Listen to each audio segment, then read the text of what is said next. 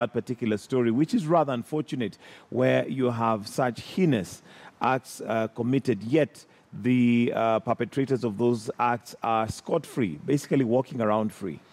Mike, this is very, very unfortunate. Sadly so to say that, in fact, as the administration officer is up there saying that this is the fourth case, the question that then begs is, what has happened to the other three? The other three cases. What lessons have we learned, and what has been the reaction of both the security personnel and indeed even the elders? Because, when you talk about northern Kenya, then the biggest question, and I agree with Rita Tinina and others, that then ADR, the alternative dispute resolution mechanism, comes to the fore. And I'm glad that the leader of majority is talking about Islam being one of the religions that respects women. The question is, how can we be able to link between that theory and the practice of exactly what is happening? And I think this is really a beckoning call to the security infrastructure of our country, because I believe that Kenya has one of the best investigations departments, or albeit the fact that there are cases that have not been very proactively worked on.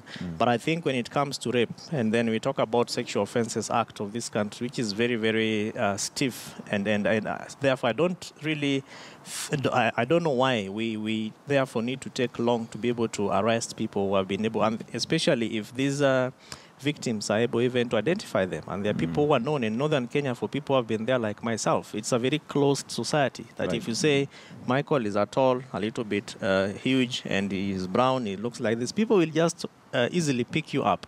And so why this is taking long, I think, is very unfortunate for the family and indeed even for our security infrastructure. And I guess one of the challenges that they also have is the fact, like one lady has just mentioned, that majority don't even come out to say. So even out of the 4 cases, maybe there's another, God knows how many that are out there not taken care of. And this is because of several things. There's religion, there's culture, and the fact that people don't want to come out and also and indeed even women and children empowerment programs, because we've done lots of community hall meetings, in town hall meetings in northeastern Kenya, and many times when you have women and men and children and boys, the women just choose to keep quiet, because I hear that is one of their cultural beliefs or cultural ways of doing things.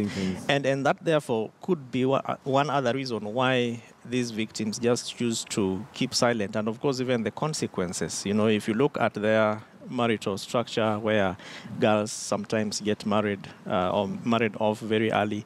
So again, when such things happen, I think it's also a confusion to them. They don't know whether it is now that marriage, whether it is a crime that has been committed, and exactly how they need to react to it, and even how they are supposed to report these kind of cases.